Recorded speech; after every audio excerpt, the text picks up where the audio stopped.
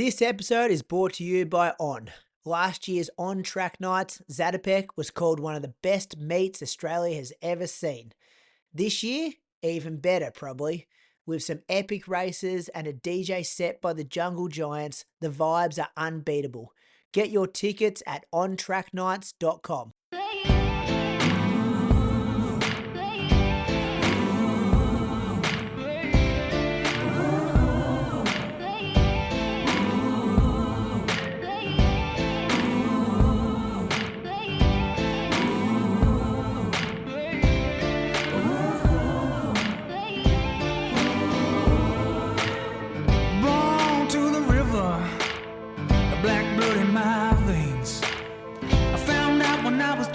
Child, that your skin can bring you so much pain.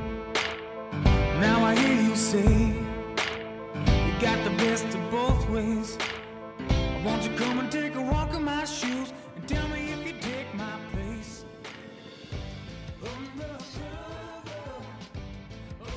Welcome to episode number 367 of the Inside Running Podcast. Thanks for being with us for another week. Big show coming at you. We've got running news to get through. We've got some listener questions that are good here. Maybe someone's going to go on the loose, not sure, a bit later in the show. A whole lot of whispers here. I reckon there's 9 dot points under the whispers for the week. And we've got a very special guest host this week. But firstly, the winner of the 2016 City to City Fun Run that takes place in Albury, Wodonga, Bradley Croker, welcome to you this week. Thanks, Brady. Good to be back. How are you going? Going good, thanks, Croaks. Going good. Missing my co-host and good friend Moose. There's no Moose this week, but we have replaced him. He is the star of the show, and we've replaced him with a star of Australian distance running. Last time she was on the show, maybe 6-7 weeks ago, we had a whopping 24,260 people listen to that episode, Croaks. She's run 14:49 for the 5K, 2:23 for the marathon. She's a 2-time Olympian, and she's just put together probably one of the most impressive training weeks that Strava has ever seen. Welcome back to the Inside Running Podcast, Izzi Batt-Doyle. Thanks, guys. Great to be back. Good to have you back, Izzy. Bit of a late call-up about 24 hours ago, and we appreciate you giving us some time for your Monday evening. And Izzy, last time we heard from you, you were getting ready for Melbourne Half Marathon, I reckon, with the big goal that Valencia. We're now, was it 4 weeks away yesterday? 3 weeks away? 3 weeks, yeah. 3 weeks, yeah. Close. So you're in the big beef of the training at the moment. And as I said in that intro, your Strava over the last 7 days was quite impressive. So listeners, we've got a treat for you tonight. But first, Izzy, can we go back to Melbourne Half?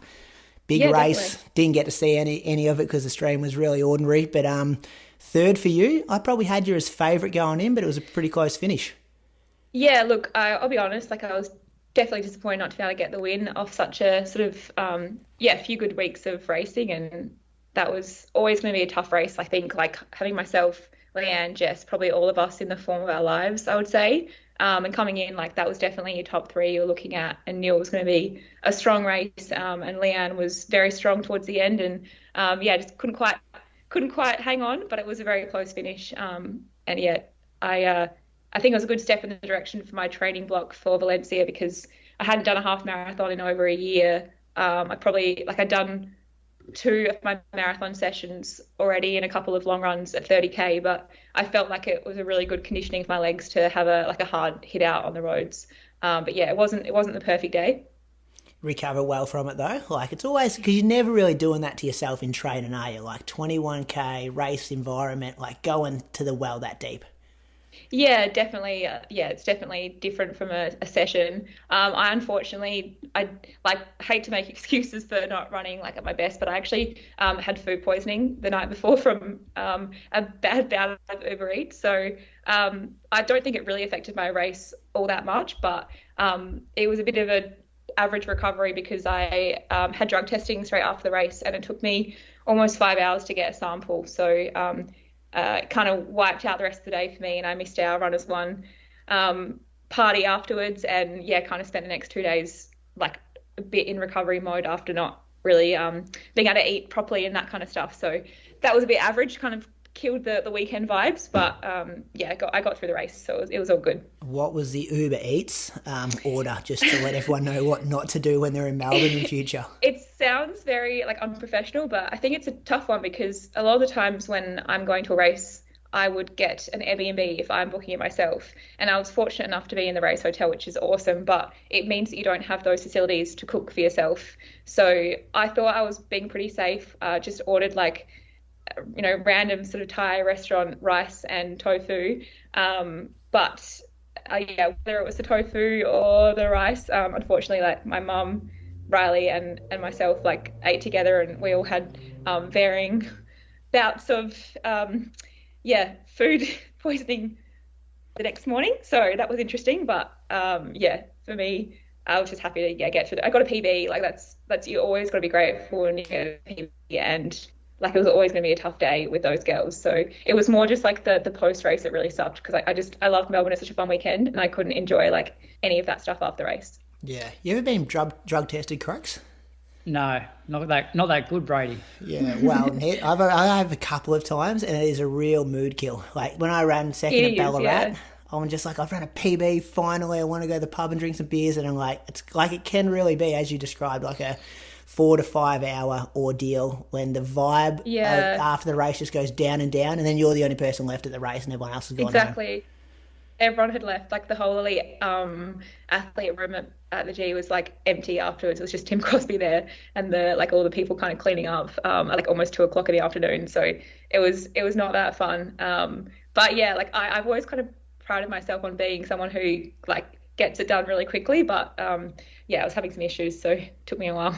Did Leanne and Jess get tested as well, or they go random and picked you? Actually, they went second, third. So if you won, you were out of there. So that was nice. But yeah, Jess was kind of in and out. I think she had somewhere to be, so she was sort of she got out of there quickly. And I can't remember who else was. I think must have been second and third for the women's, and I think maybe first for the men's.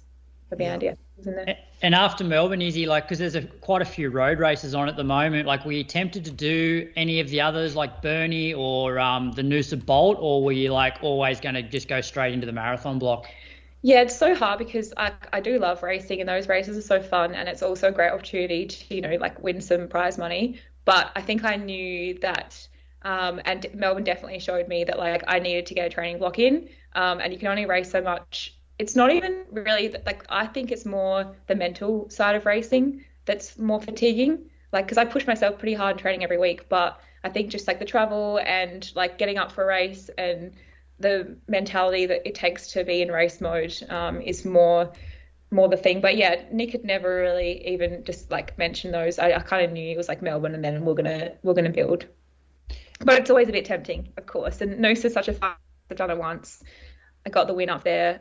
Burnie, I only done it once, didn't have a great day, but again, it's, fun to do a race, a 10K, interstate. So yeah, it's hard to say no, but got to do it. And how'd you find getting back into that sort of marathon work? Because, since the Olympics, your mileage hadn't been that high.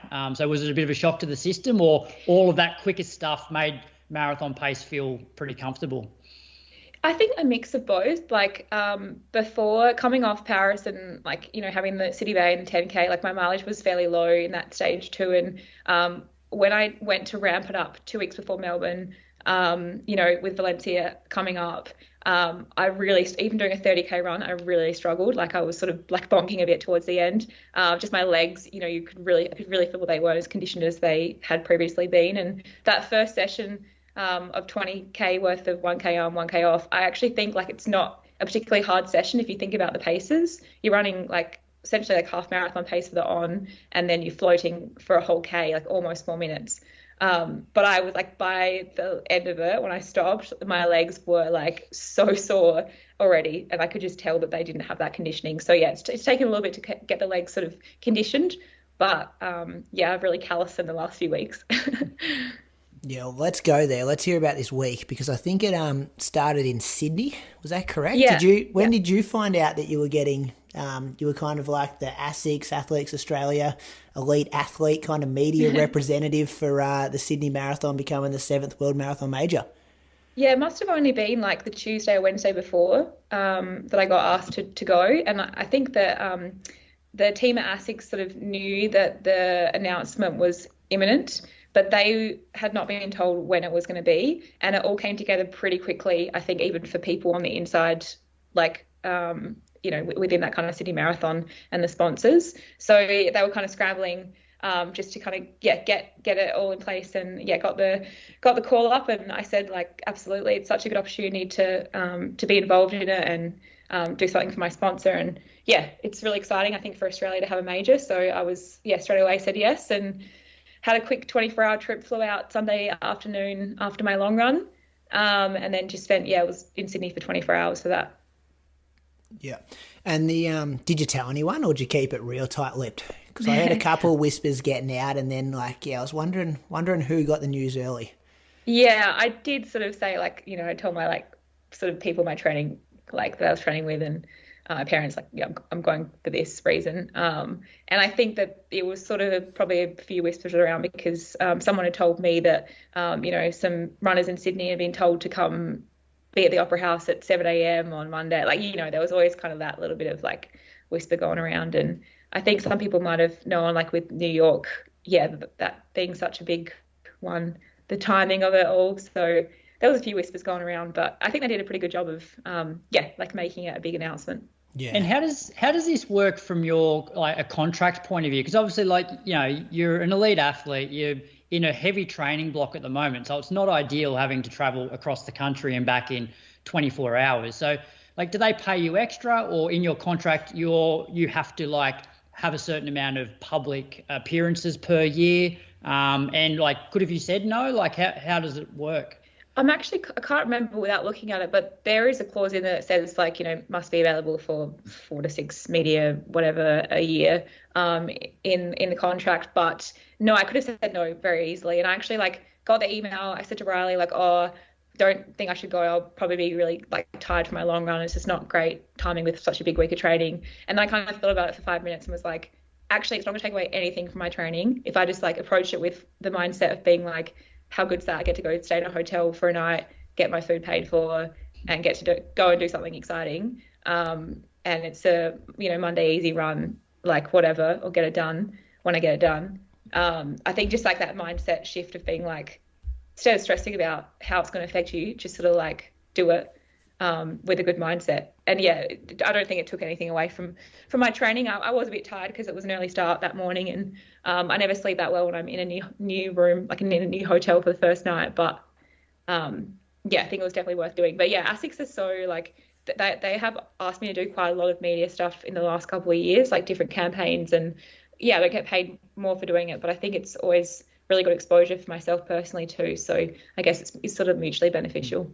Yeah, this was real mainstream too. Like, this is probably one of the only times that, like, distance running marathoning gets in the news in a 12-month cycle. Yeah, I've never done a live cross on the ABC before, so How much standing around was there in the morning? Like, how long were you actually there for? It wasn't too bad, actually. I think Andy after this was like, "Oh my God, that was exhausting," and I was like, "Oh, Andy, like, you better buckle up." Like, that was. He's from Bendigo. He doesn't know what's going to hit him yet.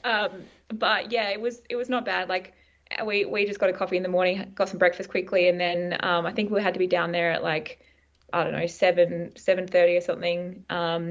And we just did a live cross on the ABC. We kind of had to stand around for about 20 minutes while that was all setting up, and then there was kind of like a bit of a kill time between waiting for the premier to come and then doing the press conference, and then we had to do just a bit of different media interviews and a few just, like, videos for ASICS, and we had a photo shoot the night before. So actually, when I landed in Sydney, I had to, like, get changed into kind of like my race kit, Metaspeeds, and get a taxi straight to the Opera House. And so walking through Sydney Airport in my squeaky Metaspeeds was a bit interesting. But none of it was particularly long. The whole thing in the morning took like 2 hours. But this is off 37K Sunday morning. Yeah, at, like, true. low 4-minute K pace. Yeah. So, like, jumped on a plane, got changed at the airport, rolling through in race kit into a photo shoot. Yeah. I think I was serving at the run house at about 11:30, 12, and I was like, I better go and pack my bags. I'm going to the airport in an hour. Yeah. Well, I look at this and I'm like, then I see your run with Andy is 19K at 4:20 pace. I'm just like, there's a bit of stress in this, like, 48 hours when you're chucking the travel and the not sleeping well and an actual shitload of running as well. It is true, but I think, as I said, definitely it is partly the mindset. But so Monday morning started after we did the media stuff. we got another coffee, and then went back and changed. And Andy's never really run in Sydney before, and I always struggle in Sydney, just because I'm always staying kind of in that busy section, like in the city. And I know Centennial Park's super nice. I've run there once before, but to kind of get there is a bit tricky to run there. And once you're there, you kind of just do a lap and then you run back. So I opted to take Andy on a route like sort of towards, is it Banneroo? I'm going to butcher that. Yeah. Barangaroo. Banneroo, sorry, Sydney siders. So yeah, we went out, and I didn't know how long that path went. I've only done probably the first like 20 minutes before, and it just got heaps nicer the further we got out, and the path just kept going, and it was a much more enjoyable run. And Andy wanted to do 80 minutes, and I kind of said, oh, look, I normally do 60 minutes or like 14K, but I'm happy to do like sort of 75 minutes. But we just kept running, and then we're like, oh, shit, we better turn. And yeah, I think we just sort of were running along, and then I was like, oh, it doesn't matter, like whatever it is, it will be like. And we might have stopped earlier and I might have just walked in and got a coffee, but we actually had to check out of our room by 1 o'clock, and it was like 12:55, and we were running back, and so we ran all the way back, like straight to the hotel, sort of like out the front door. So that was kind of why I didn't cut it early, but I felt actually heaps better than I thought coming off like a big Sunday long run and the travel and sort of everything. So actually looking at my Strava, the last 400 meters was at 3:44 pace apparently. So maybe we were just sprinting home to the hotel. Bit of croaker pace about it. Yeah, but it was an enjoyable run. It was actually really nice. Have to say, yeah, the path along there is nice if you keep going. Well, Sydney's, like, I was talking about it last week when we were talking about it becoming a major. Like, it is a beautiful city. Like, I think because Australians were like, you're kind of used to seeing the Opera House and the Sydney Harbour Bridge, but like, I just got back from Chicago, and Chicago was just concrete. Like, cool architecture, but Sydney's different. That hits really, like, beautiful kind of, vibes. It really is, yeah. It's beautiful. It's just that, I think that point where you run through where it's just really, like, touristy, sort of like the cruise ship kind of area. That can be a bit dicey, but yeah, it's such a beautiful city, and I think it's going to be a pretty amazing to have that race there, and I do really hope to do the Sydney Marathon one day as a major. Well, that's where it used to finish, didn't it, Croaks, on the boardwalk? Like, there'd be people, like Kenyans sprinting through there, and there'd be, like, people still jogging in from the half marathon, and it was, like, bollards in the middle, and it was, like, chaotic, yeah. Yeah, through Circular Quay. So they've come a long way since then. It was only like 3 or 4 years ago, though. Yeah, it was. Yeah, it was probably only 2 years, actually. Yeah, that's it. So then a double when you got home, 7 o'clock. Yeah, so, I flew back home. I think I got home at like 5:30, and, went out for a double still. I actually thought, like, look, I've done 19K this morning. If I don't double when I get home, that's totally fine. But I got home. It was a really nice night. Felt good. So that was good. And that's actually probably when I know that, like, I'm training well and I'm fit, is when doubles feel good. I feel like that's my best indication of, like, I'm managing training load. So if you're not forcing doubles, it's a good thing. Yeah, and if you can roll them at 4:30s too, like, that's a good sign. Like, it's when I've been there before and you're averaging 4:55s, and you're probably better off not doing a double. Yeah, I was actually looking back at my training from last year, and in that really big month I did before Valencia last year, like, all my doubles were sort of 4:55 minutes.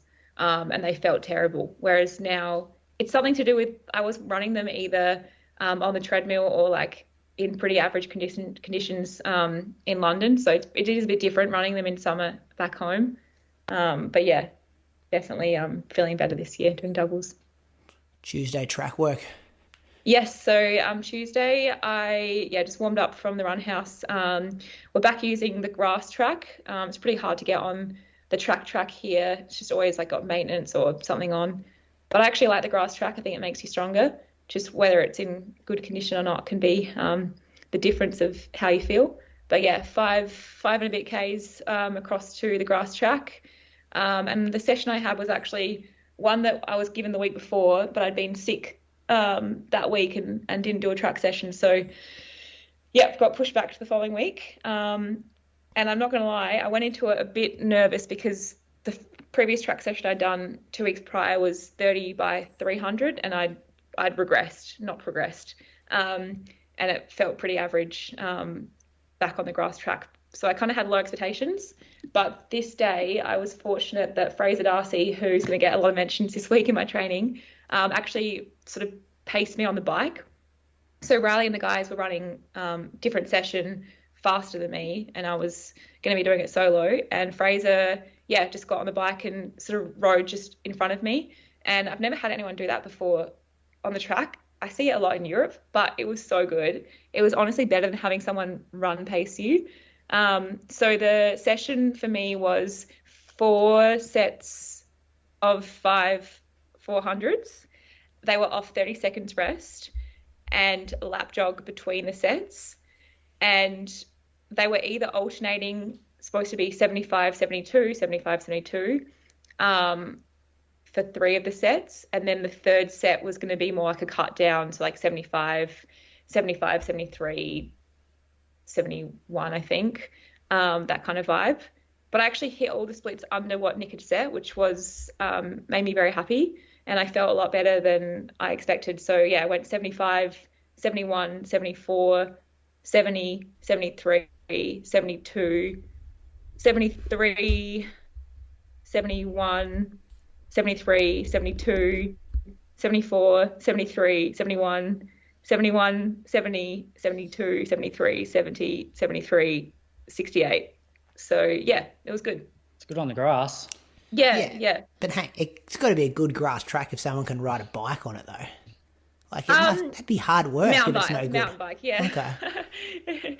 Yeah, it's the thing about this track, I've got a bit of a love-hate relationship with it because I did heaps of sessions here when I had my sort of like breakthrough year before making the Tokyo Olympics, and I feel like it's sort of like that track sort of built me.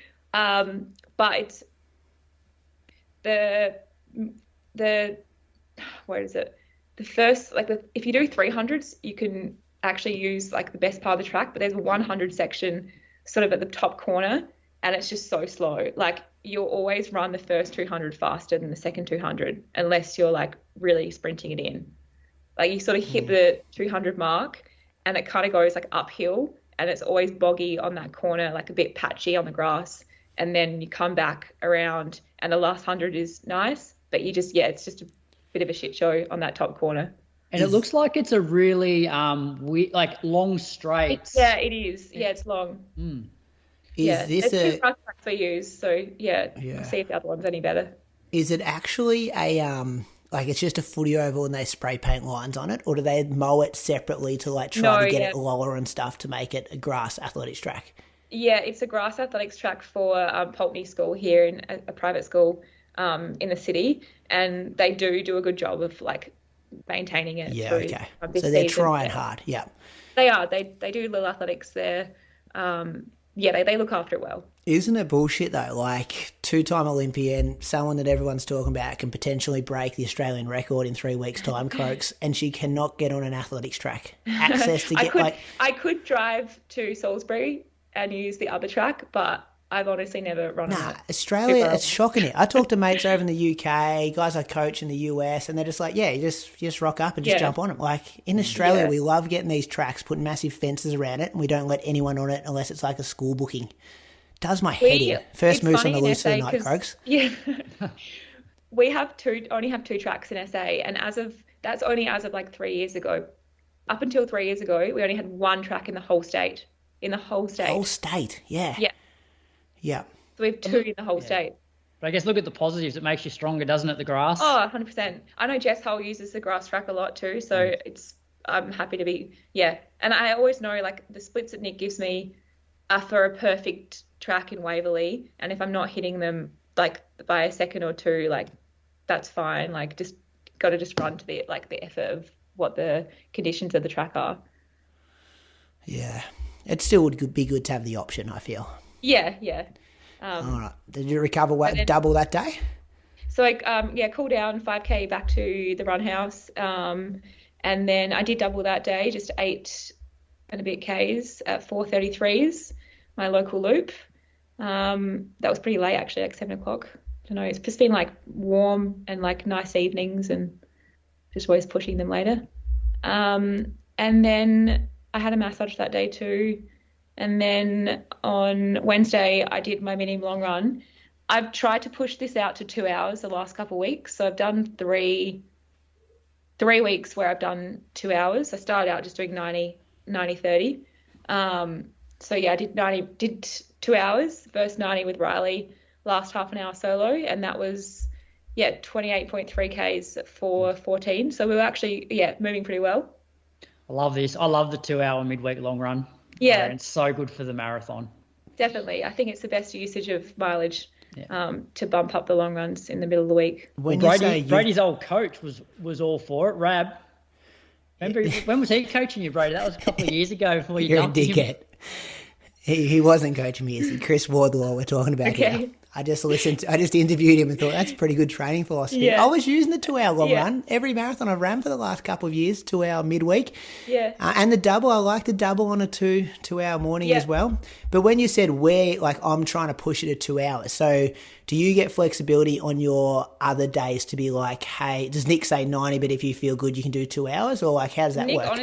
He honestly just gives me Tuesday and Friday sessions and long run. Okay. He'll just text me and say like Tuesday session, I know the marathon sessions, what they're coming, but he'll tell me that too. And he'll say like Sunday, 2.5 hours. Rest of the week, I could ask him if I wanted to have clarification, but he just says to me, as much as you decide between like what you need to do. Yeah. I've kind of talked about it with him a few times to get a bit of like feedback and stuff. And when I spoke to him and I told him where my mileage was at, and that I'd try and push it out a little bit, he was like, yeah, you could push out your medium long run to 2 hours, sort of thing. And I was like, yeah, that's a good idea. Yeah. And as long as you can still rock up and hit those workouts, it's exactly. Everyone's happy kind of thing. And if you can manage the load and remain injury free.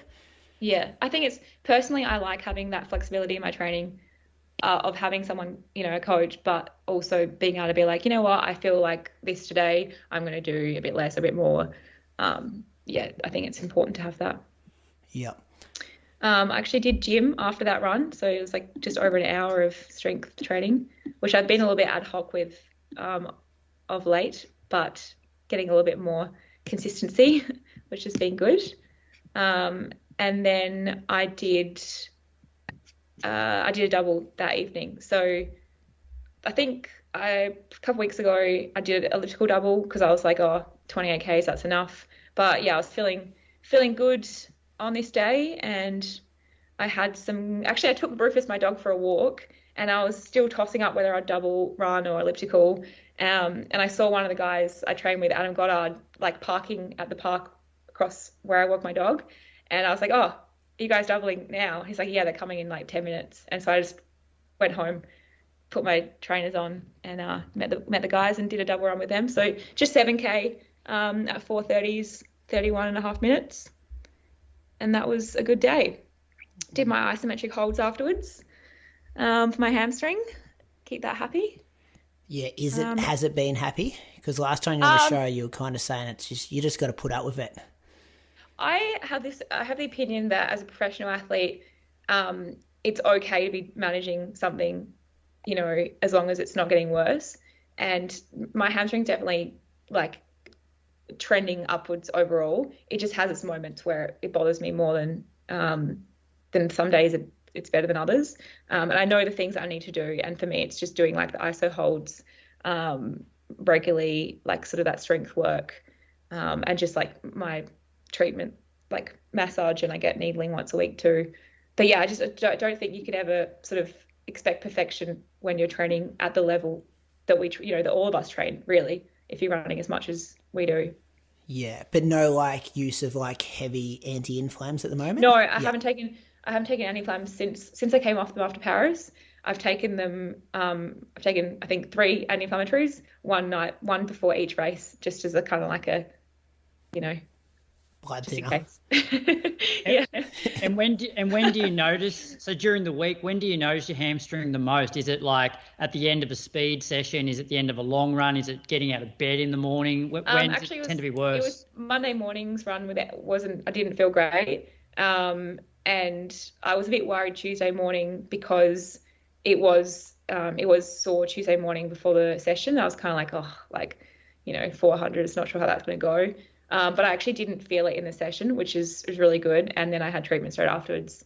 And it's sort of like, it was just a bit tender than the next few days, I think, from running at 68, from running fast on the grass. But that's sort of understandable. And then it was good for my Friday session. And yeah, I think it's more after a big long run or after a big session or after a track session, it's sort of that like next day. But yes, the strength and the ISO holds is what's helped me a lot. But it's definitely, heaps better than it was. And I'm not having to take anything like to be able to run. Yeah, it's good to hear. And then Thursday, just one run. Thursday, so Thursday I ran 14K, 61 minutes, it was 4:23s. I did a few just like 20-second strides towards the end. I love this loop in Adelaide. We call it the North Adelaide Loop. Did that with, Connor, Goddard and Riley. A lot of my running with those guys. And I was going to double. I looked at my Ks for the week and I was like, you know what? I'm going to be pushing like 210 here. I don't think that's necessarily necessary. And I really wanted to have a good Friday session because the week before I'd gotten sick. I'd had a day off. I'd missed my long run. I'd had a few days where I wasn't running as much. I actually lost a couple kilos unintentionally from not being able to eat for a few days properly. And I felt really weak in my Friday session. It wasn't a bad 5x4K, but my first 2 reps were faster and I just regressed. I regressed from the 3rd rep. And I really wanted to like nail this workout on Friday. So I thought I won't run again. I'll just do elliptical double. So yeah, just sort of an easy 30 minutes on the elliptical just to keep that frequency of training without bashing up the legs. And then Friday morning, warm up 20 minutes, drills, strides, and into possibly my favorite of the sessions, 4x5K. Only the second time that I've done it. And I think I mentioned last time on the podcast, we were talking about like paces before you guys were doing Melbourne. And I look back at my 4x5K and they were like 3:25 pace. And so these were definitely a big improvement. I had Fraser Darcy again on the bike, giving me drinks, playing music, which is like, I think, so helpful in a marathon build when you're doing long sessions. And Riley and Connor and Goddard were doing a session as well around Botanic. So it was good camaraderie out there. Good morning. These were, Nick had told me to run them, like the pace I was given was 16:50. And if I felt all right, I could, try and push the last one 16:40. I think that was probably a little bit more chilled because I had regressed the week before. So I started out 16:36 and I thought, oh dear, I've gone out too fast and I'm going to regress. Next one. Before you continue, I've been used to these 5K splits because for listeners out there, if you run 16:35, that's breaking 2:20 marathon pace. So if anyone ever wants to break 2:20, you always want to see 16:35s every time you get to the 5K split. So I remember that. You've just done the first one in 16:36. So that's what I was looking for the last 5K at Chicago, and it was nowhere near that. I was blowing to pieces, but these are impressive numbers you're about to hear. I guess for context of this loop, it's 1,844 metres. And it's marked out by a guy called Grenville Wood, who's got the SA marathon record of 2:12:50, I think, who's in his 60s now, I think. He's marked it he's had a trundle come out and they've actually like marked the course. So there's K markers pretty much up to 10K and then like 12, 14, 16 up to like 21. And there's also a marker every 400 meters. So it's very accurate. And when I run here, I don't run to GPS, I run to the markers. So often my reps distance is longer because just the GPS, whatever. So, but I just like knowing that it's accurately measured, more like a race distance than just your watch. So what we were doing was we're doing one 5K rep one way, which is about 2.5 laps, taking the 2-minute jog and then going back the opposite way. So the opposite way, it just turns out that the watch got it long one way, short one way, but I know I'm running an accurately measured 5K distance, so I'm happy. 16:36, that was 3:17 pace apparently, according to my GPS. Took the 2-minute jog at 4:37 pace, just nice and easy. Went the other way, 16:40. 2-minute jog, 4:35 pace. Yeah, just recovering, getting drinks in, getting a gel in. I think I had a caffeinated precision gel after that rep.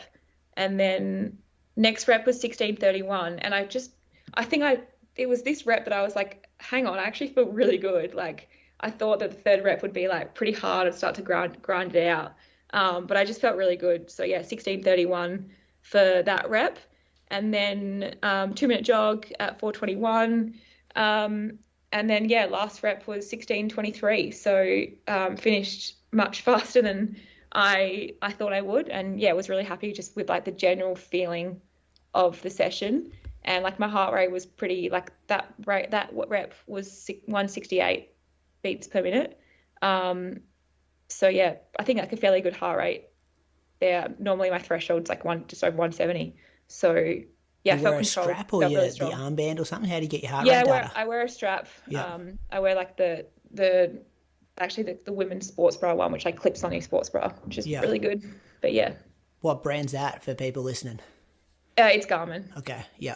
But it doesn't give you the rubbing, because that's been a big thing. I know women heart rate monitors, even men. Josh Harris back in the day, he was always complaining his chest was ripped up, but they've got better at it.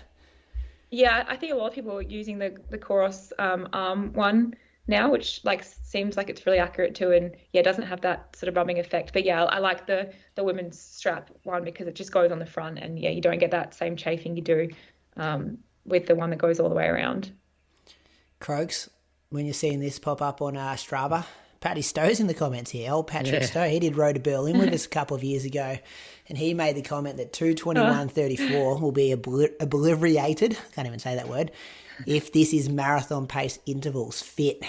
Mm-hmm. As I said, this is a 2:20 workout, is he? Not even a 2:21 workout. What does Christian's comment mean? Oh, I've got to scroll up to see his. I only saw the. Yeah, okay. It's great that you actually went to the K markers too. Like because I'd heard people say this is short one way in the past, but you're just like, nah, I'm going to run over.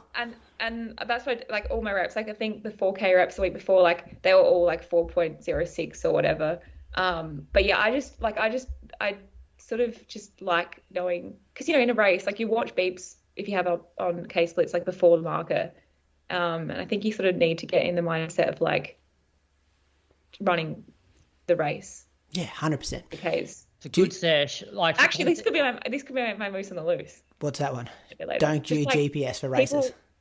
People just like putting up Strava posts being like, Strava had me at this, but your race time was a minute slower.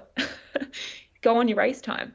Yeah. You don't go on the Strava time. Yeah. Your Garmin time. This is good. We're 42 minutes in and we've had 2 moose on the looses already. Moose will be proud of us listening to this week. Yeah, could not agree more. Yeah. Yeah. Measured courses, go off that time. Yeah, I've done a few laps around here now and I am getting a little bit sick of it. I've got one big Friday session to go. But it is a good loop. Like, it's a car park essentially. So cars are supposed to only go 20 k's an hour. It can be really annoying in school holidays when everyone's going to the zoo because it's a zoo car park. But most of the time on a Friday morning at 9:30, 10:30, you don't get too much traffic in there. Yeah. I've got 2 questions about this workout, Izzy. The first one is, if you had to do another 5K rep at the end of it, could you? Yeah. Yep. And the second one, honestly, like, there's that saying, like, just because you can doesn't mean you should. Like, did you get in trouble for going too fast in this workout? No, I messaged Nick and my splits and he said very good. Okay. And like, I was excited to message him my splits because the week before, like, I'd messaged him my splits and it had been like 13:17, 13:22, 13:37, 13:37. Like, I'd progressed like 20 seconds from first to last. And that's like not what you want to see. But when you're finishing, like, I know that like, especially for like, if you can run a bit faster in the last rep, like that's fine. And I know the feeling in my body and like, I almost wanted to do it on the 5K, but I knew that wasn't necessary. Oh, and I just got that how quick you answered the question. You're just like, another 5K easy. I didn't even have to think about it. The week before on the warm down, like, I got dropped from the warm down the week before and I was like, I was just like, get me back to the run house. Like, I couldn't, my legs were I was just so depleted. Whereas this week, like, warming down, like I felt like we cooled down 20 minutes at 4:31 pace, was chatting, like I didn't feel, I think that's when you know kind of in the warm down, if you could have kept running, more. Is it because this is like a staple of MTC? Did Nick give you any sort of feedback into like, wow, that's a squad PB for that session? Because, answer that first. Because like I did this session with Sinead in the lead up to Tokyo Olympics. So did he do you know what splits did you do, Chris? No, yeah. I don't know. He's a man of very few words. And so like getting a message saying very good is like, I'm happy with that. He doesn't give like a lot of info. The only time I really got a lot of info back was before Valencia last year. He told me like that we were all running like our reps fairly similarly, like myself, Jen, Elsie, I guess, Camille maybe too. Is he like a real thumbs up emoji kind of guy in the Texas? No, just like 2 words, full stop. Yeah. Stop messaging me. Yeah. They did a 10K double that afternoon. Yeah. 40K day. So I think the week before I had done a bit I'd done a bit more than warm down. So I was like maybe 32 or 31 and a bit. And I ended up just like doing, I think like 9K, and it was just over 40. And then we were kind of like joking like 40K Fridays.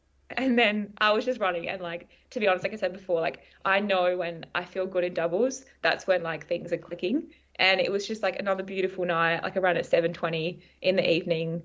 It was quiet Friday night. I just really enjoyed running, and I just did like an extra lap or 2 around the oval, and then like just a little bit more through the park around my house, and felt good. So good. Yeah. Saturday. Saturday, what is this? Oh, I did, sorry. I've got something like evening weight training, so just like my ISO holds after my runs. Well, it's just hard keeping up with all the running here. I have to keep looking at dates. I'm like, is this still the same day? This is not public, but I've got my ISO holds on a Friday night at 8:38 p.m. What am I doing? ISO holds. Perfect. Social life strong. Yeah. So Saturday morning I ran with Connor and Adam Goddard, 2 of the best guys you'll ever meet. 4:28 pace for 14K. We did a really nice loop again that's along the river, like down to the weir, and back along the river. And it just was a nice run. It was a bit cooler, I think, on Saturday. I did gym straight after this as well. So again, just 75 minutes in the gym. I take my time, mainly just getting hamstring kind of stuff and getting the body moving in a few different ways. And then did a double that evening, 8K, a little bit slower, 4:37s. Got ready for my long run on Sunday. Lots of carbs that evening for sure. And the big one, 2.5 hours, 3:55 average pace. My co-host in Canberra's got a massive smile on his face because he's used to doing stuff like this. 38.4K. What a way to end the week. Yeah. It was a good morning. I think I knew I wanted to make this long run a little bit more quality. So in this build, like I only really had 4 weekends where I could do 2.5 hours. I'd done 2 30K runs before Melbourne. Then I had Melbourne. And then I had like 4 weeks really before it was time to taper things off. I got this really unfortunate post-massage malaise thing where I got really sick and I had to miss my second 2.5 hour run. So this is only my 3rd and final 2.5 hour run of this block. And so I'm okay with that, but I just wanted to walk away from it being like build a bit of confidence from the long run. And so like the first 2.5 hour run I did, I think was at like 4:15 average, and that was hard. Like I was really cooked by the end of it. And then last week 2.5 hours I think was 4:02 or 4:03. This week we just got rolling early. I've been really fortunate that there's a pretty big group of guys on a Sunday morning that run from Runners One, probably like 8 to 10 of us for at least the first 90 to an hour 45, and then just finish the last bit off on my own. We just got rolling early. Like I think 5th K was 3:56. So yeah, that's getting rolling for sure. Hey Brady, have a look at the last 4K going up a hill. When she was solo, dropped all the group and just her So it's like scrolling down. The last 4K, 343, 349 with going up 8 meters, 344 going up 9 meters, 343. Solid. It's a very solid week. Solid way to finish it. I got dropped though because Riley and Fraser were doing. They were still running. Like we had a big group, and that kind of went to Jacob and a few others. Turned off, and they did 30K, and then Fraser and Riley had dropped me by like 100 meters maybe, and I was kind of following them. And yeah, so I was kind of just like running, not trying to catch them because they were running a bit faster, but it was good to have them kind of like, you know, in front just to keep an eye. But I ran further than them, so I win. Good. And Izzy, how were your fatigue levels throughout this week? Like, were you like shattered by the end of the week? Yeah, you napping during the days? Not really. So I actually went back and looked and tried to count. I think I napped 4 days out of the week. I couldn't nap Monday. I was traveling. I had a massage Tuesday, but don't think I napped. I napped Wednesday for like an hour in the afternoon. Couldn't nap Thursday. I had a few meetings on in the afternoon. Napped Friday, Saturday, and Sunday. Yeah. So definitely tired, but like I think like pretty good. Like I'm not like a shell of a human sort of thing. And I'm still doing stuff, like I'm still working a little bit. I'm still like taking my dog for sometimes 2 walks a day. I'm still like cooking dinner for my family. Like I'm still functioning. But yeah, like fairly tired. I'm not really doing anything social outside of my running life. And have you discussed race plan yet for Valencia? Like, do you have an idea of what you want to go through half in? Obviously, it's around that Australian record pace.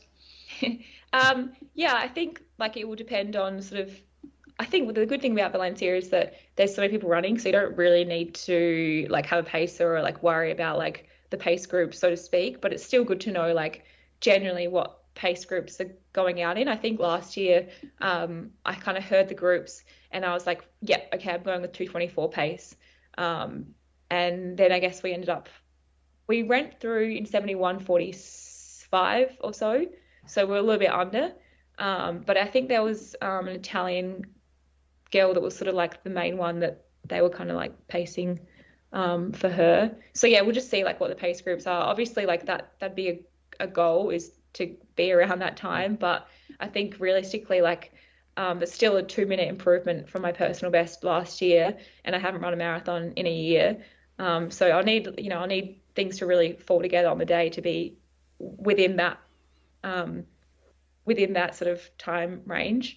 But I feel pretty confident going out at 71 or under. Like, you know, the half marathon in Melbourne, 69 minutes, like I really felt quite aerobically controlled the whole way. It was more like just a feeling of flatness and like a bit of gut issues that like was the struggle for me in that race. The actual aerobic kind of feeling was quite good. So I think that I can, be around that 70 high, 71 through halfway, and hope that you feel good in the last 10K and you can kind of get the momentum going. Go 70 flat. Valencia half different than Melbourne. The first half of Valencia is different than Melbourne half. Yeah, true. Yeah, I have to think about it a little more. I think, like, to be honest, with the floods that happened the last couple of weeks ago, like, I sort of for a while thought maybe the race wouldn't even go ahead, and so I've not tried to get too, like, not thinking about the race itself too much yet until we're kind of like into race week. Just sort of focusing on getting the training done and doing everything I can to be in the best position on the day to go with that time. That's a brilliant week of training. Like, Croaks, you've listened to me talk for 7 years on this podcast. I don't think I've put together a week like that. And I've ran 219 a few times, 220 a stack of times. Yeah. Like, that's if I said that week, you would say you should run 219 or 220. Yeah. Do you know what I mean? Like, that's those 5K reps, those paces in the long runs, the 400s.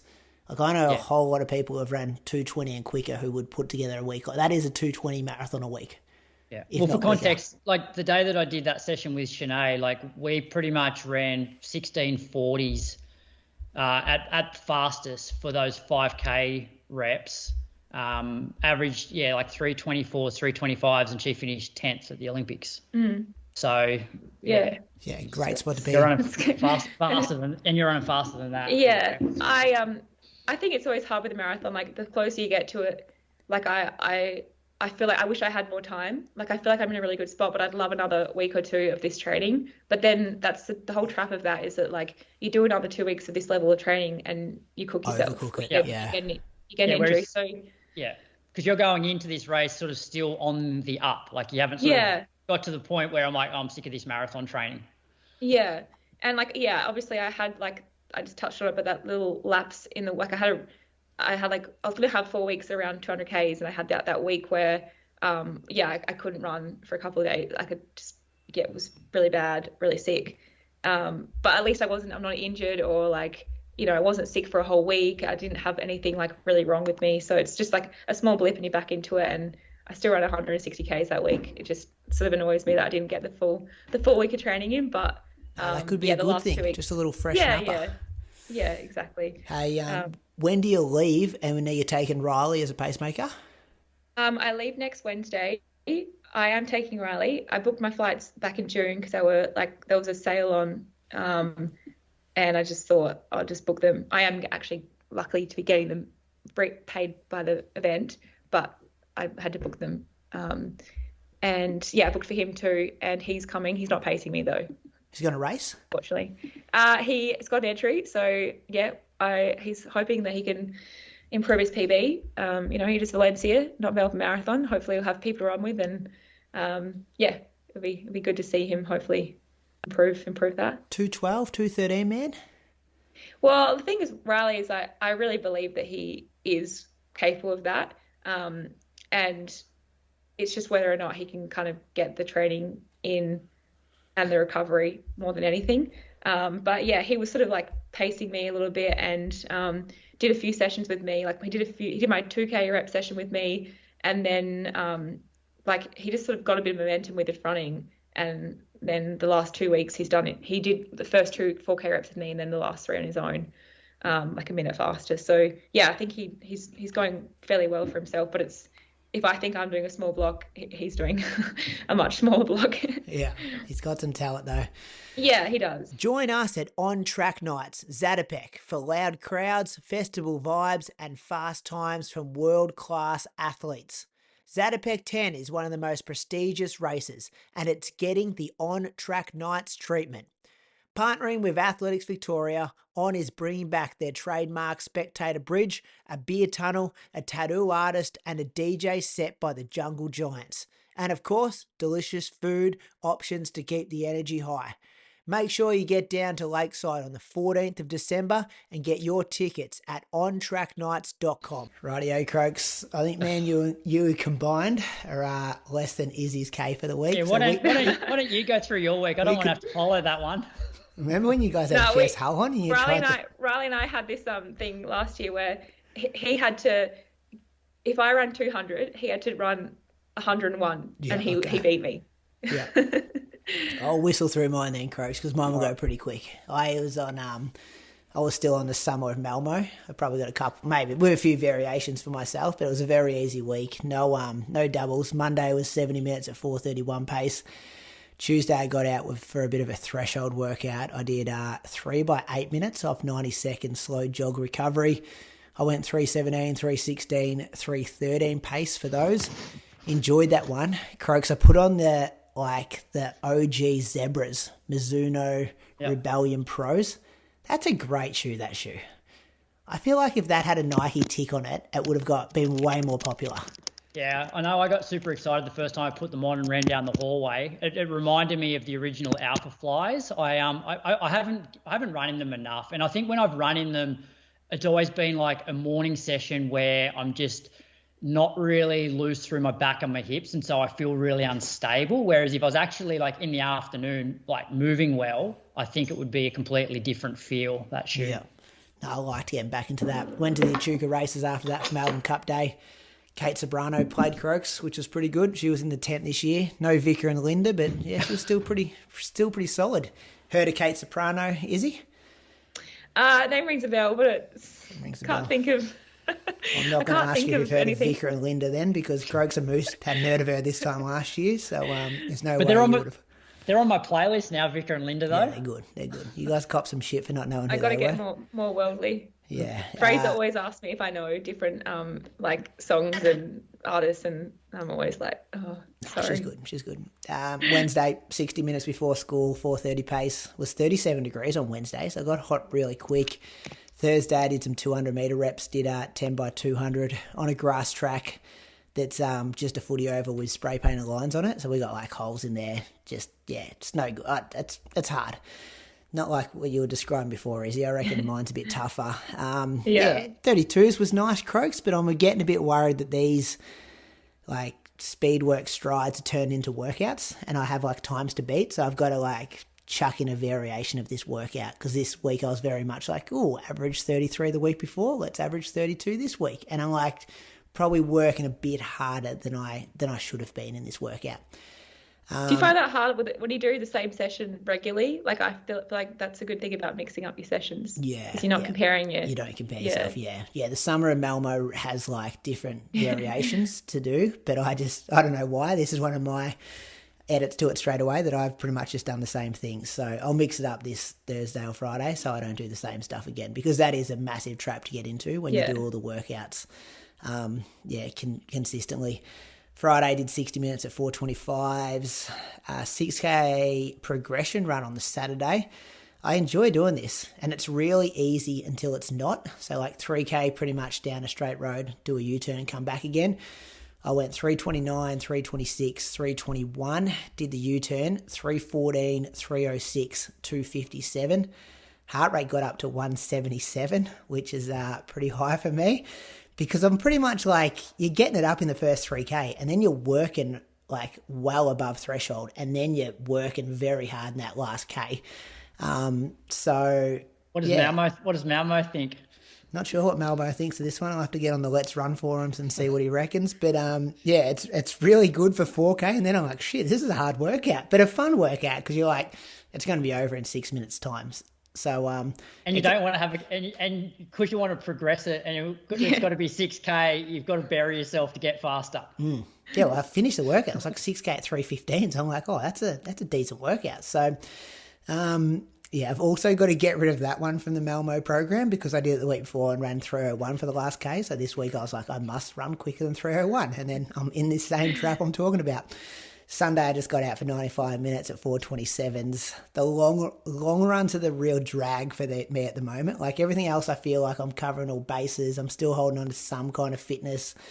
But the longies, I'm like 95 minutes feels like a long time. I was just looking back like pre-Chicago when you do 2 hours 40 solo, and I'm like, wow, that feels like another world away at the moment. But 103K for the week. Might start doing some doubles this week, and then start rebuilding, but enjoying it at the same time. Yeah, I think you can't underestimate how much like the long run struggle is coming back from a marathon. You've just done so much work, doing those long runs week in and week out, and then you get back there and you feel like 90 minutes should be short, should feel easy, but it just doesn't. Yeah, you're looking at your watch 55 minutes in and you're like, oh, yuck. Like, yeah. But anyway. Are you running solo for that too? Yeah, every single run for that week was solo. Yeah. Yeah, well, there's half your problem. Yeah. Need to find someone to talk to switch the brain off a bit. Croaks, what'd you do? So I kicked off with an hour on Monday, 4:22s. I went out to Stromlo because the track was closed that afternoon. So I went to Stromlo cross country. Another person who can't get on an athletics track in this country. Stromlo cross country course. I like the way my body was, like I wasn't confident of doing the group session, and I did want to do some just shorter reps, just trying to focus on good form. So I did 10 200s on the flat section of Stromlo, just between, because they've got like posts every 100 meters. And look, my Achilles, it's sort of a session that you go, 200s when your Achilles isn't great, you probably shouldn't be doing that. And that was at the back of my mind, because it was niggly the whole session, but it just didn't deteriorate.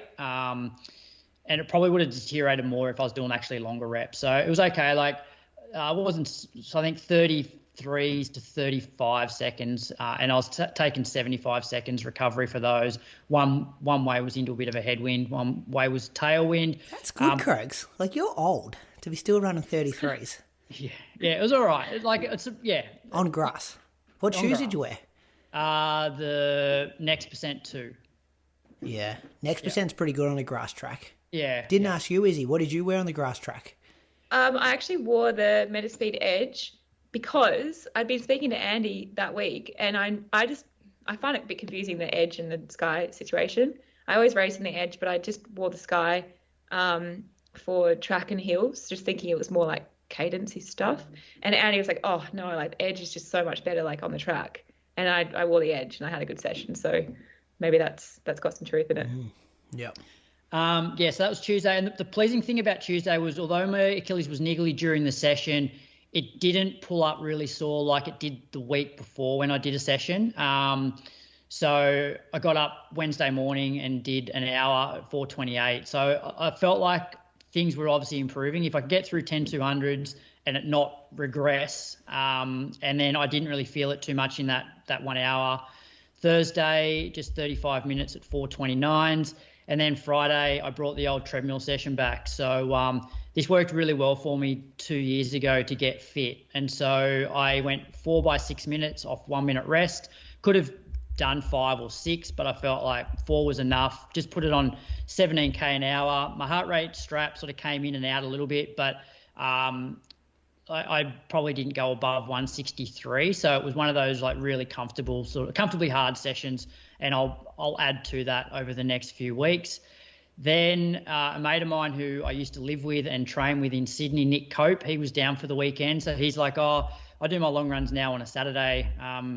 Would you be interested in doing that? So I'm like, yeah, why don't you come over here and we'll do a long run through Mulligans. So those that don't know Copey, he's a bit of a legend. So he's run 13:58 for 5K back in like 1999. Like pretty much 8 flat around the same sort of era. Yeah, 802, 344 for 15. Yeah. And so he turns 55 in a couple of weeks. So like he's still like really fit and, you know, can still get rolling. So we did an hour 45 at 4:15s. So it was good to catch up with him. And then Sunday, it was nice not having to do a long run. So I got out. I wasn't very motivated at all for the first like 20 minutes of this run. It was just dragging on, and then bumped into Cam Myers about 5K in, and we then ran like the next 8 or 9K together. And so I think when I met him, my average pace was 4:30s, and I ended up averaging 4:14s for an hour. So just over 14K, and then I must have known that Izzy was coming on the show and I wanted to get at least half of her mileage for the week. So I went out that afternoon with Lily on the bike. So that's my first double in ages. So I did 30 minutes, 4:21s. Didn't feel great, just through my back and hips were a bit sort of locked. But, yeah, it was a week of like 108K. Yeah, we got her, Craigs. We got her. Yeah, 211. Good pace for a double though. 4:21. Yeah, that's pretty much my standard running pace, Izzy. It's probably slow for him, to be honest. Yeah, true. Yeah. So good, Craigs. Yeah, like I wouldn't say like fitness is not great, body's hanging on, but I'm hoping if I can, you know, just stick at it, hopefully get up to more like 120, string together a few of those weeks, things will start clicking again. No races. Have you peaked in? No, I've got quite a few guys that I coach now that are starting their track season. So I'm sort of half tempted to jump in and help them in some capacity, but then it's probably a bit risky as well, jumping on the track. So like maybe if I was pacing the 16-minute guys, but pacing the 15-minute guys is probably a little bit, a little bit risky at the moment. What about like on the track, because you have to wear spikes, don't you? Like if you're gonna. Yeah, I think so. Grade. Well, no, the problem is with the ACT, there's generally only one race. Oh, really? Yeah. Yeah, okay. Yeah, and so, yeah, so I've got to look into that because I haven't worn spikes since 2015. So even more risky. Yeah. Can you organise like a squad time trial? Yeah, it's not the same though. Go run an 8:55 3K or something.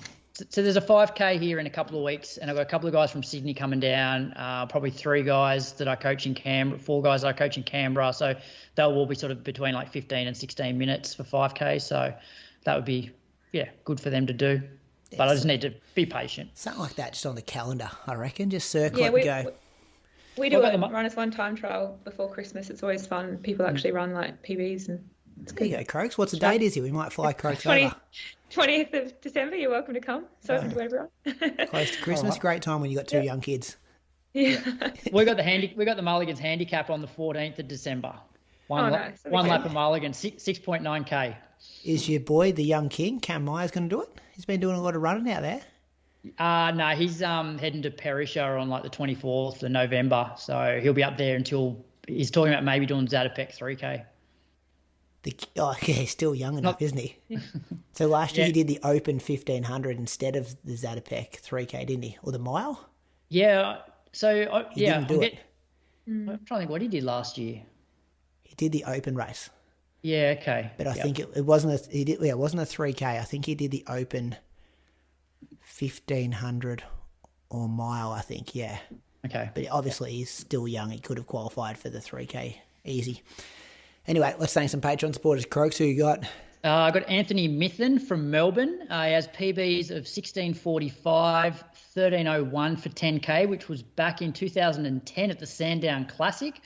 75:57 for the half and 2:42 at the 2010 Christchurch Marathon. He's also run 100K in 11 hours 41. He ran Chicago Marathon this year, which was his first marathon in over 5 years. And I'm pretty sure he's a director at the Department of Treasury and Finance in Victoria. So Thank you for your support, Anthony. That's a title, isn't it? Yeah. Director at the Department of Treasury and Finance. Thank you, Anthony, for your support. Who you got, Izzy? Warren Lord from Doreen, Victoria. He's run 20:47 at the Miranda parkrun. Is that, how do you say that? Yeah, Miranda. I was like, it's so interesting. Where's that? And 43:18 at the 2018 Run Melbourne 10K, which is actually not a fast course really, so he's done well there. 93 minutes at the 2020 Cadbury Half, and 3:33 en route to a 3:45 finishing time at the 2019 Great Ocean Road Marathon. So not sure if he's done the marathon, but that's a pretty good split for the Great Ocean Road marathon. Yes, not flat. PBs are all on courses that aren't PB courses. Yeah. Run Melbourne 10K, Cadbury Half. That was the year you and I were down there, wasn't it, Croaks? 2020? 2020, yeah, it was. We went down that year on the same roads as Warren. Thank you, Warren, for your support. I'm going to thank Naveen Tanetti from Bendigo. I did some research about him today, Croaks, because I put my the feelers out in Bendigo to see if anyone knew Naveen. And he does run for the Richmond Harriers. We think he's maybe just moved to Bendigo for a new job he's got recently. He's ran 16:29 for 5K on the track at this year's Tiger 5, 34:34 at the Lakeside 10K, 77 minutes at last year's Burnley Half Marathon, and 2:40 at this year's Berlin Marathon. So when we're talking about PB courses, he's kind of ticking those compared to Warren. We think he might be the Chief Operating Officer, so another good title, at the Bendigo Community Health Services. So a massive thank you for your support, Naveen, Anthony, Warren, people over on Patreon. If you like what we do, you can support the show as little as $5 per month. Patreon.com/Inside Running Podcast for more details. Road to Valencia is happening every week at the moment. Got a bit heated with you last week, Croaks. We're recording again tomorrow night. Jordo nearly got in a fight with Chriso. Chriso fought back pretty strong. Trouble in paradise. Trouble in paradise there. Some interesting audio there, but I had a laugh listening to that as I was out running. I have to tune in. Yeah. I actually, funnily enough, like Christian ran in the race with me for a bit last year, but I only recently listened to a snippet on one of the podcasts where he was talking, and I couldn't believe his voice. It's hilarious. Yeah. If he was on every week, I'd just listen 24/7. I'll send you some audio files when we get off air. Yeah, he's very entertaining. I think he has mentioned you a couple of times. Maybe Izzi Batt-Doyle's who I'm going with for the first 25K. Yeah. So you're on his radar very as well. Good. And he's in Kenya at the moment, so some very good insights about what Kenyans like over there. I'm following his training on Strava, and I did laugh at the comment that he put up 88K week, and Moose commented saying, "Don't you have a marathon in 3 weeks?" Well, there's a bit of controversy about that as well. There's some drama with people having opinions about different shoes and when you should run in those things. And It's all happening on road to Valencia. So if you want extra content and want some insights into, two of the highest people in Australia, or not in worldwide running circles, they're the two guys to hear it from. Running news, shout out to our race results partner, Axel Coffee, the best way to wake up and fuel your day. It's been great, hasn't it, Croaks? It's not written in there to say it's been great, but I just love this partnership we've got with Axel Coffee and really appreciative of their support. Parkrun world record went down, Croaks. This is the first bit of news. Yeah, so it's quite fitting, seeing as though we've got a former parkrun world record holder on the show. World best, now, I think. Well, unfortunately, records don't count anymore. But Nick Griggs from Ireland, he ran 13:44 at the Victoria Park Parkrun in Belfast. He's only 19 years old with PBs of 3:35 for the 1500, 3:55 mile, 7:36 for 3K and 13:13 for the 5K. Beat the previous record by 1 second, which was set by Andy Bouchard in Edinburgh in June 2023. Do you know Nick, Izzy? I don't know him. No, I saw it come up on my Instagram feed, and I didn't know him, but I did have a little bit of a stalk of him, and really impressive run. Like, I feel like it's been a bit sad with parkrun, like sort of getting rid of like the records and that focus on the time focus being taken away. That it has made less elites sort of go to parkrun and use it as a hard hit out. So it's good to see Nick getting out there and running a new record. I saw his Strava. He went and did a session afterwards as well. Oh wow! Did he? Went and did a tempo. Yeah, what kind of pace? Don't know. I'll look it up before the end of the show. Find out for you. Another bit of news out of the UK, Croaks, night of 10,000 metre PBs.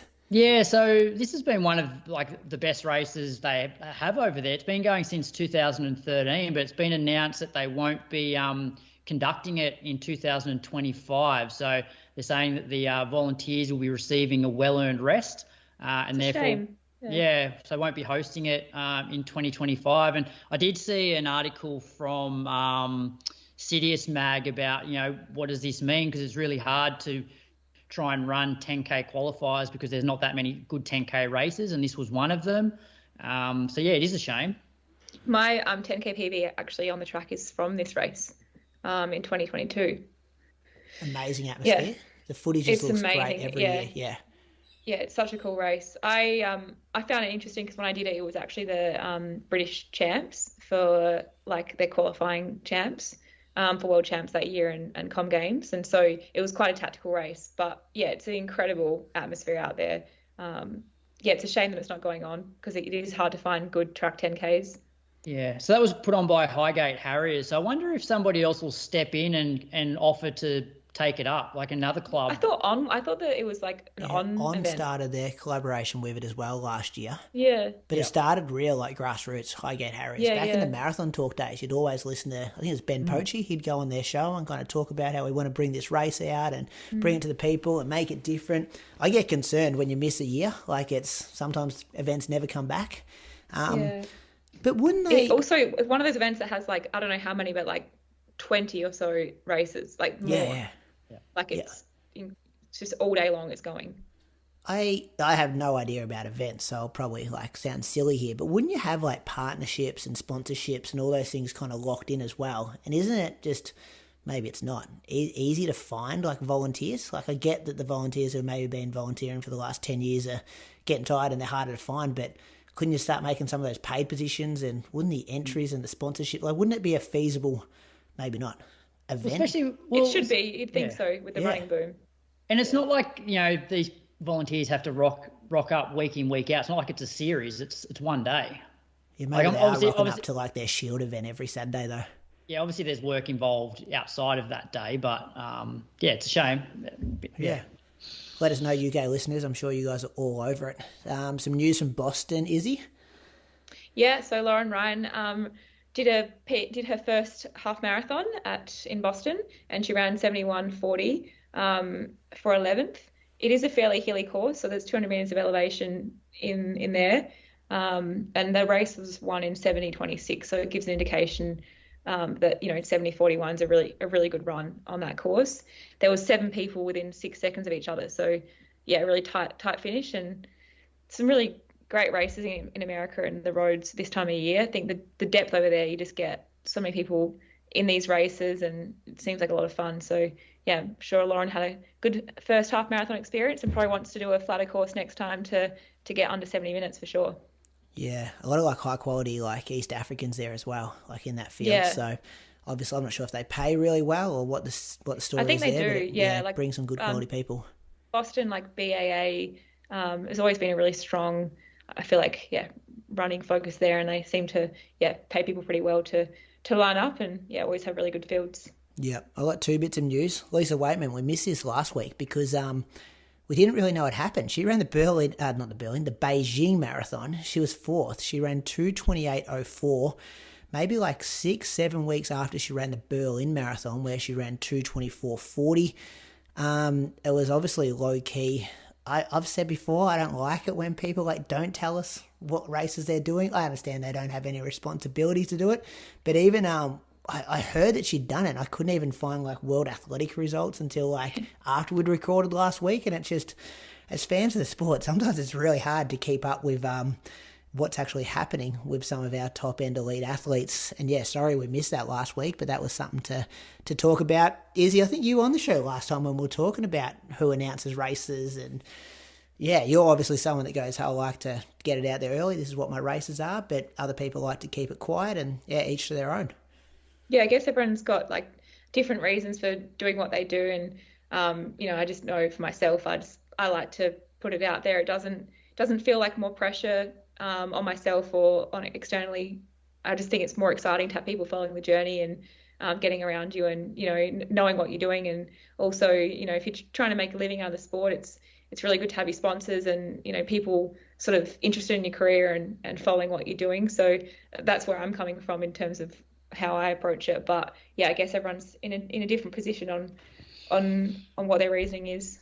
But I found this, I missed it too. I actually thought she might be doing Valencia just based on the snippets of training that I was seeing kind of on Instagram and being posted. But then when she put up a post about traveling overseas, I thought, oh, she's doing New York. It's got to be New York, traveling overseas on a Tuesday or Wednesday and New York Marathon Sunday. So when she didn't come up in the elite field on New York Marathon, I was a bit surprised. And then, then I realised that she'd done Beijing, sorry, which, was a bit different, but looked like a cool event, a bit smoggy. A good 12 months for Lisa as well, like 2:24 at Osaka, which was a rough day, 2:24 at Berlin, and a 2:28 thrown in there as well. So 3 pretty high-quality marathons in a 12-month period. Incredibly consistent. Off the back of a Valencia last year as well, isn't it? Like, so when you're looking at, that's in 11 months she's put those 4 marathons together. Yeah. So that's great there. The other bit of news was Matt Fox, Australian, spends a lot of time overseas. Not sure the last time he's been in Australia is, but he ran 2:18:41 at the Indy Marathon on, I think it was on Saturday, a Saturday marathon. Pretty rare to see a Saturday marathon. I know you're a big fan of Saturday marathons, Crow, so you can have your weekend. Yeah, I am after Melbourne, sitting in a hotel room on Saturday when you can't go out to a nice, cafe restaurant because you're just eating rice and tomato sauce. Jeez, first world problem. So yeah, 2:18:41 for him, and he ran 2:19:31 at Chicago Marathon. I ran with him for probably the first 33K of that race. So talking about people putting a few good results on the board in a short period of time, it's pretty that pretty was good solid. That was impressive because I know he's been trying to break 2:20 for like years. Yeah, well, Croaks had beef with him years ago, didn't you, Croaks? You were calling him out saying, shut up, stop talking about breaking 2:20 and just go do it. You owe him an apology now, I think, Bradley Croker. Yeah. Always done it. Yeah, good on him. Twice. Good on him. About time. Done it twice. Got your PB too, Brady. Oh, so... mate, he murdered me. This group we were running with at Chicago, like blew to pieces at 32K. He looked at me and said, come on, let's go. And I'm like, yeah, nah, not happening. Went with him for about a K. Like, he was super impressive at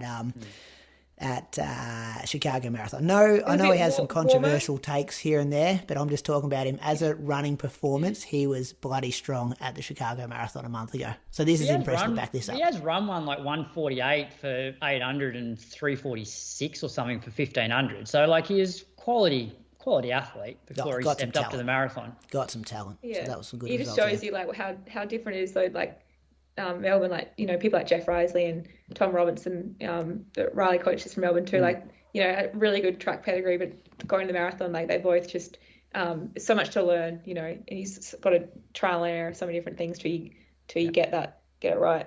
I also think with Matt, for a long time, he's traveled the world, like for like Sweat Elite, which obviously trying to like run your best while living out of a suitcase is really hard. Whereas I feel like, well, recently, probably in the last 6 months, I feel like he's based himself now in Chicago. So he's a bit more settled and can probably focus on being like an athlete as opposed to like trying to, you know, obviously he still works, but he's just not traveling quite as much, which makes a big difference, I think.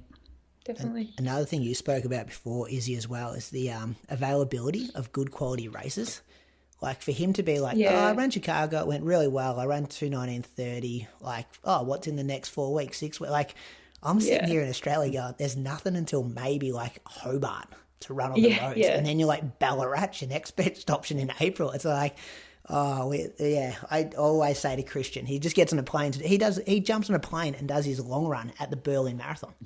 It's incredible. Just an hour flight away. Like it's. Well, I was just booking an internal flight from London to Valencia to go over a couple of days before the race because they're going to London first, and the flight was €35. Yeah. Like to fly international, like a different country. Yeah. My Uber to the airport will be more than that. Like it's ridiculous. Yeah. So yeah, it's just they do have like. It's so amazing being in Europe or America where there are just so many races that you could just, travel to any weekend. And Brady, Nick Griggs, his tempo was 3:12 kilometre pace for 15 minutes after the park run. Not bad at all. Those results are brought to you by Axel Coffee. Shop up to 80% off during Axel Coffee's Black Friday sale at axelcoffee.com.au. Listener question, Croaks. All right. This week's listener question comes to us from Good Running. So the question is, best recipe to go quicker over the marathon, shorter/quicker races or more time spent at goal marathon pace? Good question from our friends at Good Running. I'm going to talk about them a bit later on too, I reckon, Croaks, when we get to Brady on the loose. Well, you're the guest, Izzy. Do you want to go first? Yeah, it's a good question. I think I just tend to think that, you know, you start a marathon block ideally running like 10K PB. That's sort of that's your sort of focus. And I've never been really one to run a lot of like marathon pace. It's more sort of running that half marathon pace or like slower the marathon pace. So I know there's a lot of different ways to do it, but I think that going faster, learning to run faster, then making your marathon pace feel easier, to me is the best way to do it. And that's probably doing, more like shorter races than just heaps of goal marathon pace work. Because I think you can overdo the repetitive marathon pace. But if you're running like faster marathon pace in some shorter, different races, you're teaching your body to be efficient at that pace, and then hopefully you run marathon pace and it feels like a lot easier, or you can sustain it. But that's my take on it, and that's just kind of how we train, I guess, too.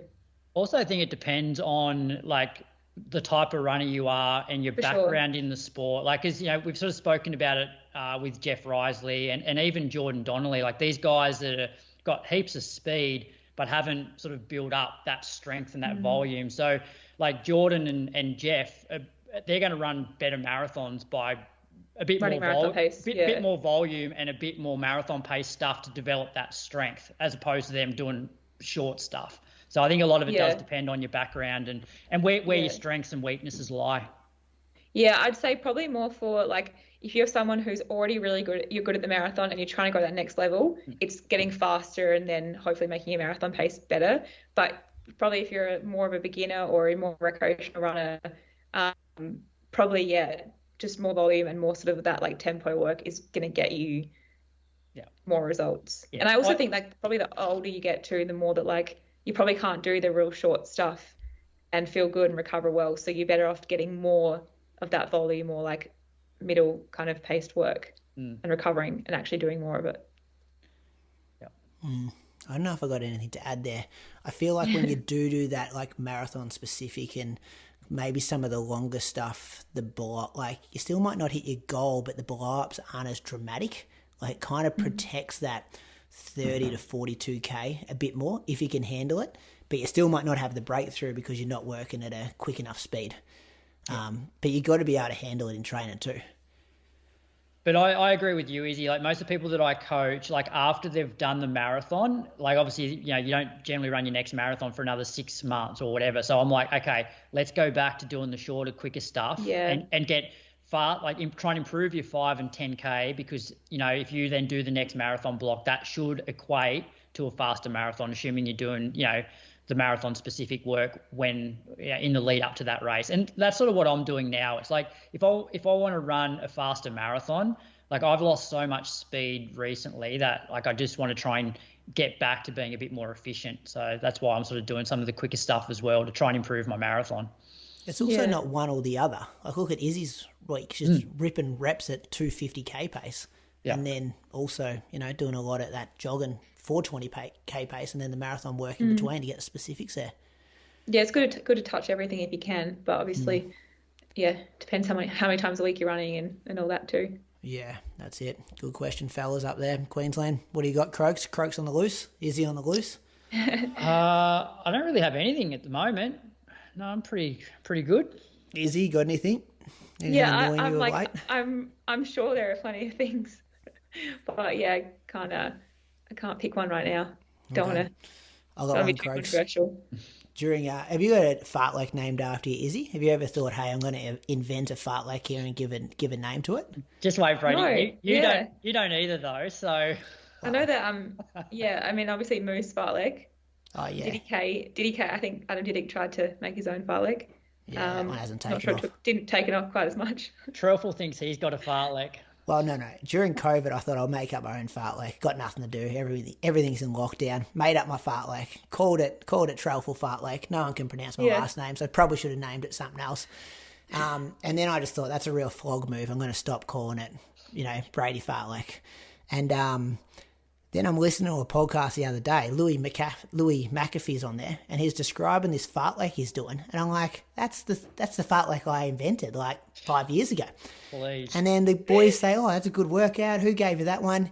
He says this guy called Chris Littlejohn, who used to be coached by Zaka, who I told Zaka about that workout. So now I've got a guy up in Queensland telling people he's got his own fartlek, which is actually my fartlek. Brady, you know, 5 minute, 4 minute, 3 minute, 2 minute, 1 minute sessions have been... and 5 minutes at the end. Yeah. But it's been very much a staple. Sean Crichton was giving me that back in like 2011. 60 seconds jog in between?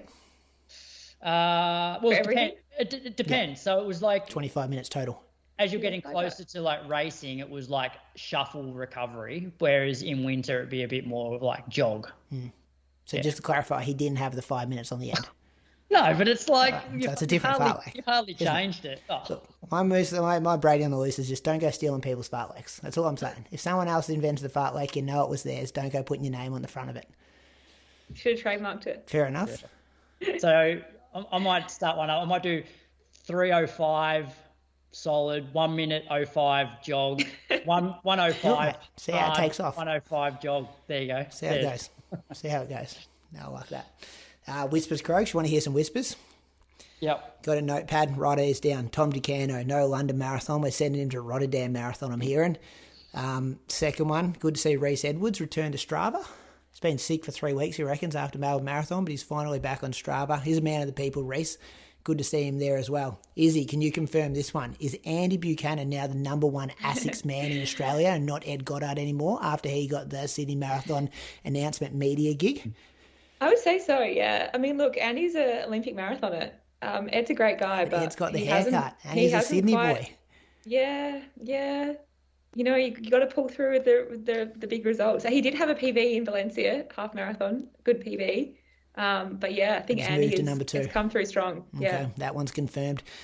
Take this one with, I'm not sure about this one. This one came across my desk today. Could be completely wrong. Could be a stitch up and someone wants me to read this out on air.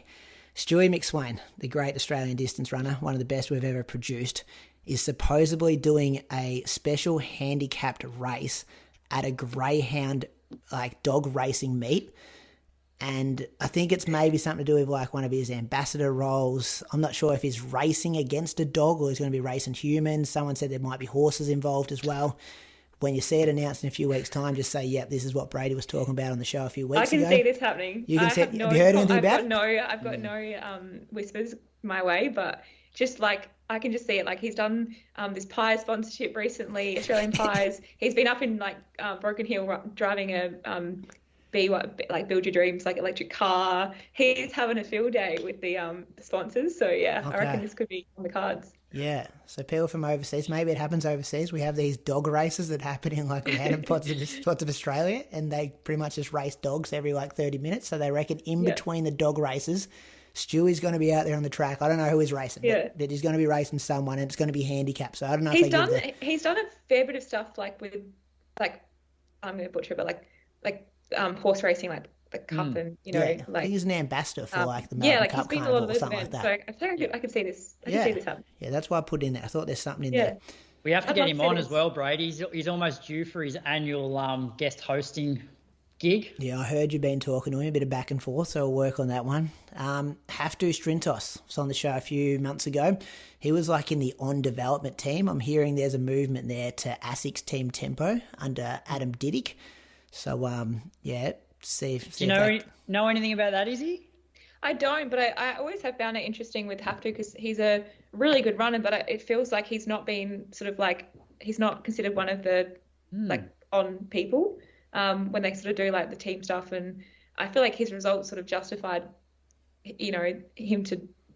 If he was in that sort of squad to be one of those people. But it doesn't seem like that's happened. So maybe he's got a better offer. Yeah, I'm surprised by that because I thought he was like very much on the up. I know a couple of years ago he was on my ones to watch for the next year, and like I still think he's going to run some incredible times and races. I think he's got a big potential like over the half and the marathon for sure. He was the first finisher for Australia at World Cross Country. I'm surprised on let him go. Yeah. Well, we don't know if it's true.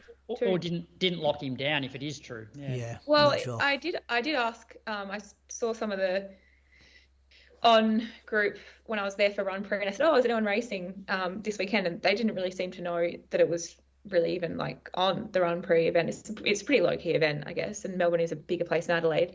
But then like he ran the next day, and I was kind of like, "Oh, do they not consider him like maybe that's when I actually started to wonder if he was." Do you reckon they're more track-based, that team? Yeah, for sure, yeah. Whereas I think Haftu has great currency on the road, especially domestically. I do find it interesting because it's just sort of obvious that as athletes, for a brand, like brands can get more return on investment, I would say, on road running than on the track. Yeah, especially here in Australia. Sort of like, so interesting to maybe not, if that's not the focus. Yeah. Last dot point from the Whispers, Ryan Gregson, potential Japanese marathon early next year.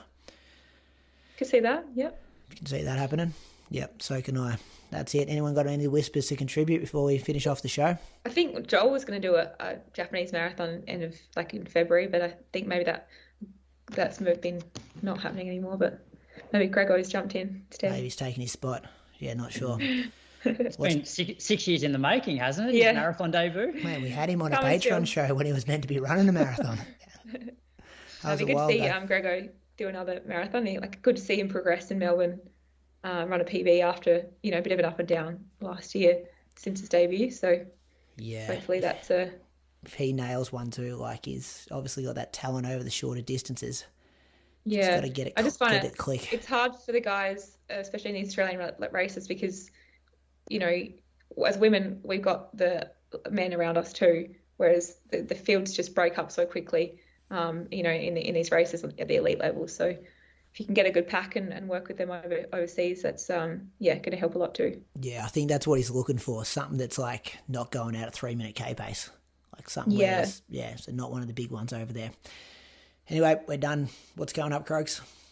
Track tomorrow night, probably back on the treadmill Friday, couple of days on the chalk. Counting the weeks down, Brady. You were just telling me off air how much you love and teaching at the moment, Croaks. Oh, yeah. 3 weeks after this week, I think. Done. 3 weeks to Big go. holidays. Yep. Yeah, 6 weeks paid holidays for Croaks. What do you got coming up, Izzy? Track session tomorrow, and then Friday is the big one. So it's that hour jog, 8K threshold, 1K float, like 10 times by 1 minute hard, 1 minute float, 1K float, 5K hard. Yeah, it'll be like 37, Big 38 one. Ks. Yep. Big one. And then, yeah, I feel like probably this week until Friday will be like fairly normal. I've got a friend's wedding Friday night, so my double will be on the dance floor, if I can still stand up. And yeah, then like I'll just wind it back. I'll just do 2 hours or so on Sunday, bit less aggressive pace, and yeah, fly out the following week. So really just last big week of training. Awesome. Good luck, Izzy. I'm Yeah, so good luck. excited to see how you go. How will you Yeah, cope I'm with this excited. pressure, Izzy? Like, it's our job to like pump stuff up on here. This time last year I was pumping you up to have a great race, which I'm thankful that you reminded Moose about when you filled in a few weeks ago. But like, we've got to talk Australian records when we see your splits and things like that. But how are you going to like deal with it all? Yeah, I think that it is interesting. Like I have got a lot of messages recently on Instagram and Strava being like, are you going for the Australian record, or like, like time and stuff. And I don't really, I feel like that's really nice. Like I like that sort of the interest in my running. I feel like it doesn't really add pressure because I just know, like, at the end of the day, I still have to go out there and run. It doesn't actually matter any of this talk. Like, and if I run even a PB, that's going to be a great step in my career in the marathon. And yeah, of course, I hope that I can have a perfect day and pull this record off. But it may take me another build, another year, another couple of years. And I have the confidence that I'm capable of doing it. I just know that I can't control so many other factors. So just got to focus on what I can control. And yeah, that excites me. And I like it sort of being a little bit unknown, not having done a marathon for a year, and just sort of, being excited for the challenge, excited for the opportunity. And yeah, I think to answer your question though, I think the interest in my running actually, I really like. I just sort of use it in a positive way, being like, how cool is this that people are interested in what I'm doing, and that my running can maybe inspire other people to run too. So that's great. Well put. No, you got a few fans be following along on the track of that. It's usually Sunday afternoon our time, or will be again this year. So yeah, a few people putting your name in the tracker, that's for sure. Yeah. Point to Pinnacle is also happening this Sunday, Croaks. This is the elite men's field I've been sent through, thanks to Peter Barrett. Our boy, he's going to win it. Ben St. Lawrence. He's a monster on that course. James Hansen, our other boy, Nick Earl, Leo Patterson. Women's, so Benny's, the 3 past winners, he said, are going to be there, and the current record holder. Women's, Miriam Dowling, Eve Muir, Katie St. Lawrence, and Millie Clark. So some good fields for that race down there. Geez, you've written Jimmy Hansen off, have you? 21K against Benny. Yeah, Benny does 21K hills uphill. now in Benny the runs mountains. a lot of hills. Yeah. He's also very quick, like half marathoner. Yeah, it changes a lot, like having like a really hilly course. I think it really levels it a lot in a different way. And be interesting to see. You know, Benny St. ain't flying from Sydney to Hobart to not win that race. He must be fit. I think he's been going well. Yeah, and like he does he does heaps of hills because of where he lives. Yeah. That's it. We're done. Massive thanks, listeners, for tuning in. That was episode number 367. Thanks for giving us some of your Monday night, Izzy. And good luck with all the travel and stuff. And Croaks, I'll see you again next week. Looking forward to it. Thanks, guys. It's always an honour to come on, and hopefully you can chat about a good race in a couple of weeks' time. Yeah, hopefully. We'll be calling you in on that Monday night. Either way, I reckon, Croaks. She can have a shocker or she can break the Australian record, and we'll be ringing her.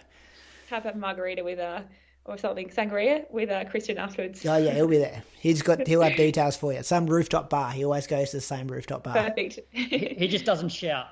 That's No, he the word shouts on the street. If he has a good one, he'll be shouting. Toby reckons he doesn't shout. Yeah, because he had a DNF that day. That's why he wasn't shouting. Toby's still filthy. Yeah.